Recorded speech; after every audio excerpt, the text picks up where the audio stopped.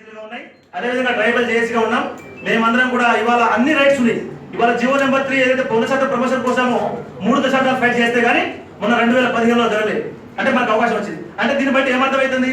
అవకాశం ఉంది కాబట్టి ఇవ్వడం జరిగింది. మరి అవకాశం ఉన్న వాళ్ళకి అవకాశాన్ని తొక్కివేయబడితే వాళ్ళు కూడా మేమందరం కూడా గెలిచే అవకాశం ఉంది. కాబట్టి ఆ అవకాశాన్ని ఎవరు కూడా తూచా తప్పకుండా పాటించాలని చెప్పేసి చెప్తూ, అదేవిధంగా ఏదైతే మన గుంటూరు సీఎం, మన సీఎం గారు, ప్రజెంట్ సీఎం మన కేసీఆర్ గారు కూడా మనకు గుంటూరులో జరిగినటువంటి మరి కేపీ కాంగ్రెస్ జరిగినటువంటి దాంట్లో ఇందిరాకరణ్ రెడ్డి గారికి, అదేవిధంగా జోగు రామన్న గారికి ఒక ప్రామిస్ ఇచ్చున్నారు. ఎండాస్ ఇచ్చినటువంటి లెటర్ కూడా మన దగ్గర ఉంది. అంటే వీళ్ళు నిజంగా గవర్నమెంట్ టీచర్లు యూనిఫైడ్ సర్వీసెస్ లో కలవడానికి కావాల్సినటువంటి అన్ని హక్కులు ఉన్నాయని చెప్పేసి ఉన్నటువంటి సందర్భం.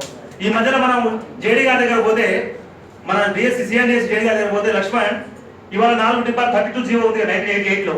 32 జీవోలో మరి 4 డిపార్ట్మెంట్ ఉన్నాయి కదా లక్ష్మణ్, మరి వాళ్ళందరూ కూడా కలపాల్సి వస్తుంది కదా అని చెప్పేసి ఒక ప్రశ్న ఉత్పన్నమైంది. దయచేసి, ఎందుకంటే నేను ప్రయాణంలో ఉన్నా కాబట్టి ఆ ప్రశ్న ఉత్పన్నమైంది, అది మేము చూస్తా ఉన్నా. ఏమన్నానంటే ఇవాళ social welfare department, women development, child development, home development, తర్వాత ఏదైతే ఉందో ట్రైబల్ వెల్ఫేర్ డిపార్ట్మెంట్. మరి సోషల్ వెల్ఫేర్ డిపార్ట్మెంట్ సొసైటీకి వెళ్ళిపోయింది.